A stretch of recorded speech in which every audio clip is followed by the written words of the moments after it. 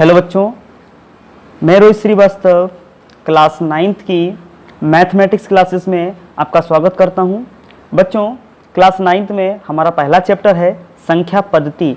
तो बच्चों, संख्या पद्धति को शुरू करने से पहले हमें संख्याओं का ज्ञान होना चाहिए, जैसे कि प्राकृतिक संख्याएं क्या होती हैं, पूर्ण संख्याएं क्या होती हैं, पूर्णांक क्या होते हैं, सम संख्याएं, विषम संख्याएं, परिमेय संख्याएं, अपरिमेय संख्याएं क्या होती हैं। तो बच्चों, सबसे पहले आज हम जानते हैं कि प्राकृतिक संख्याएं क्या होती हैं।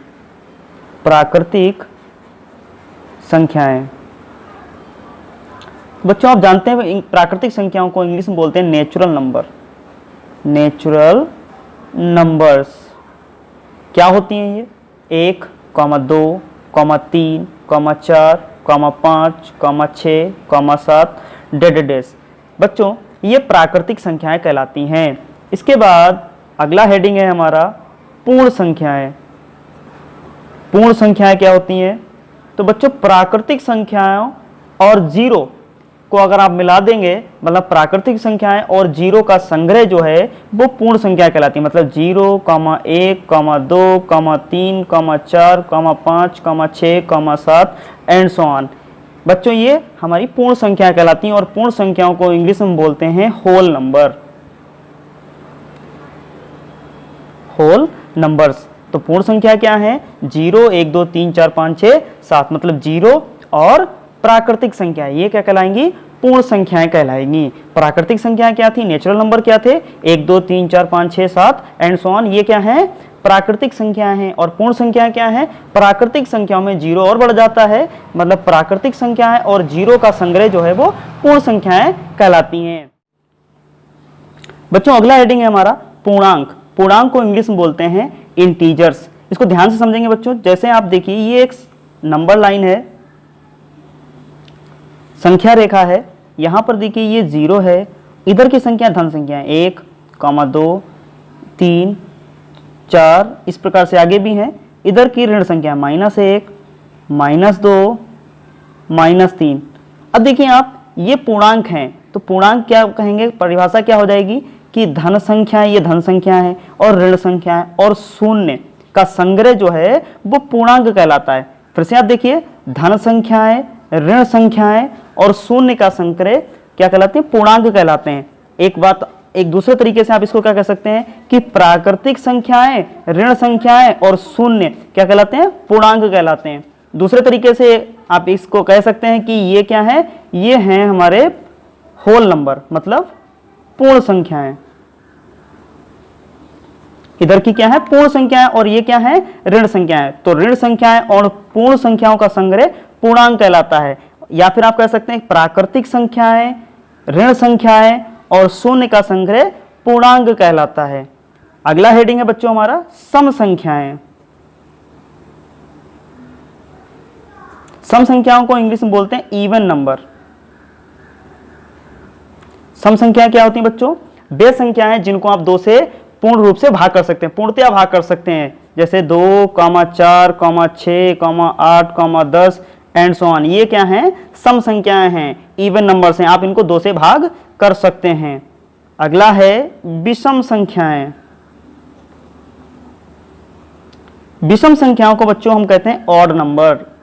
इंग्लिश में क्या बोलते हैं? Odd numbers. ये क्या होती हैं? आप इनको 2 से भाग नहीं कर सकते हैं, तो इसलिए 1, 3, 5, 7, 9 ये क्या है बच्चों? विषम संख्याएं कहलाती हैं। अगला हेडिंग इसी प्रकार से हमारा परिमेय संख्याएं।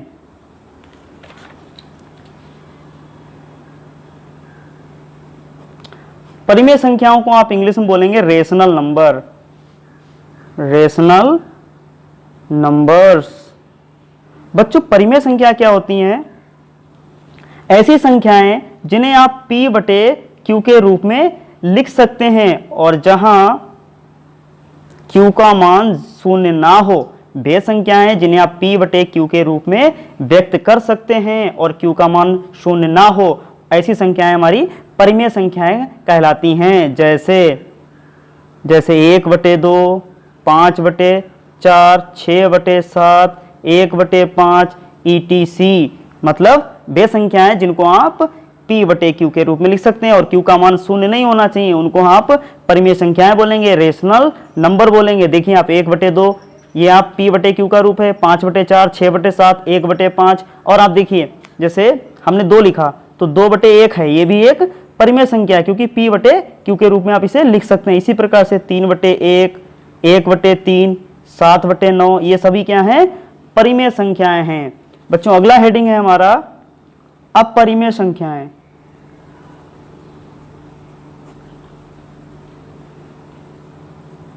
अपरिमेय संख्याओं को बच्चों इंग्लिश में बोलते हैं इरेशनल नंबर, इरेशनल नंबर्स। ये क्या होती हैं, जिन्हें आप p बटे q के रूप में व्यक्त नहीं कर सकते, मतलब इस रूप में आप नहीं लिख सकते। जैसे यहाँ परिमेय संख्याओं में क्या था, p बटे q के रूप में लिख सकते थे, व्यक्त कर सकते थे, तो उनको अपरिमेय संख्या कहते थे। अपरिमेय संख्या क्या है कि p बटे q के रूप में नहीं लिख सकते, पॉसिबल नहीं है उसको लिखना, तो ऐसी संख्याएं हमारी अपरिमेय संख्याएं कहलाएंगी। जैसे √2 हो गया, √3 हो गया, √5 हो गया, पाई हो गया, etc, ये हमारी क्या है, अपरिमेय संख्याएं हैं। इनको आप p बटे q के रूप में नहीं लिख सकते। यहाँ पर p बटे q रूप था तो वो परिमेय संख्या है, और जिनको नहीं लिख सकते उनको क्या बोलेंगे, अपरिमेय संख्या कहलाएंगे। तो बच्चों आप समझ गए होंगे कि प्राकृतिक संख्याएं क्या होती हैं। प्राकृतिक संख्या क्या थी, 1 2 3 4 5 6 7, ये क्या थी हमारी प्राकृतिक संख्याएं। पूर्ण संख्या क्या थी, 0 आ गया था। पूर्णांक में आपको देखा था आपने कि ऋण संख्याएं, धन संख्याएं और शून्य पूर्णांक। फिर सम संख्याएं आपने सीखी, विषम संख्याएं, परिमेय संख्याएं और अपरिमेय संख्याएं। बच्चों अब शुरू करते हैं प्रश्नावली 1.1। बच्चों शुरू करते हैं प्रश्नावली 1.1। प्रश्न संख्या पहली हमारी, क्या 0 एक परिमेय संख्या है? क्या इसे p बटे q के रूप में लिखा जा सकता है, जहां p तथा q पूर्णांक है और q का मान 0 नहीं है? तो इसका हल क्या होगा बच्चों, आप जानते हैं कि 0 जो है वो एक परिमेय संख्या है, क्योंकि आप 0 को यहाँ पहले तो उत्तर लिखिए इसका हाँ। क्यों हाँ है, क्योंकि 0 को आप लिख सकते हैं 0/1, 0/2, 0/4, 0/-5, इस प्रकार से आप इसको लिख सकते हैं। और जो कि p बटे q का रूप है, मतलब देखिए ये p है, ये q है, q का मान देखिए आप 0 नहीं है। तो प्रश्न क्या था, क्या 0 एक परिमेय संख्या है? तो हाँ, उत्तर हो गया कि 0 एक परिमेय संख्या है। इसे p बटे q के रूप में लिखा जा सकता है, बिल्कुल लिखा जा सकता है। देखिए आप 0/1 लिखा हमने, 0/2, 0/4, 0/-5, इस प्रकार से और भी संख्याओं के रूप में आप इसको मतलब लिख सकते हैं। जैसे 0/7, 0/9। अब देखिए ये p बटे q का रूप है और q का मान कहीं पर भी हमने 0 नहीं लिया है, तो उत्तर क्या हो जाएगा, हाँ 0 एक परिमेय संख्या है। बच्चों दूसरा सवाल है हमारा, 3 और 4 के बीच में 6 परिमेय संख्याएं ज्ञात कीजिए। बच्चों ध्यान से समझेंगे आप कि 3 और 4 के बीच में 6 संख्याएं, तो लिखेंगे आप हल में 3 और 4 के बीच में 6 परिमेय संख्याएं ज्ञात करने के लिए 6 + 1, आपको 6 परिमेय संख्याएं ज्ञात करनी, तो 6 में 1 बढ़ा लेंगे, 6 + 1 मतलब 7 से अंश तथा हर में गुणा करने पर दोनों संख्याओं में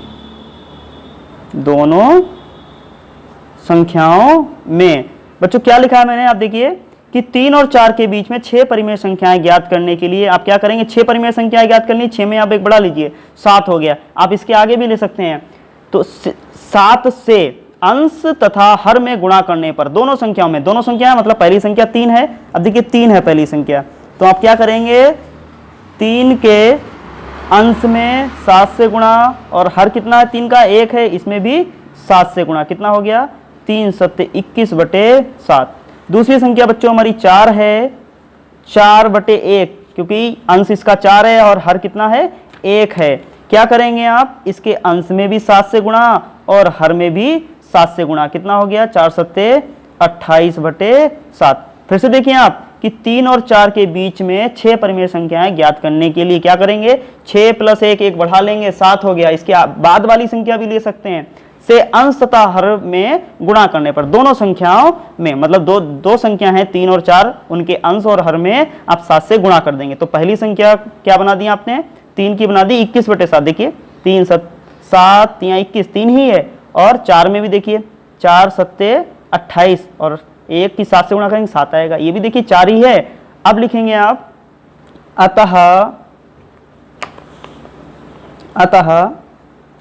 3 और 4 के बीच 6 परिमेय संख्याएं।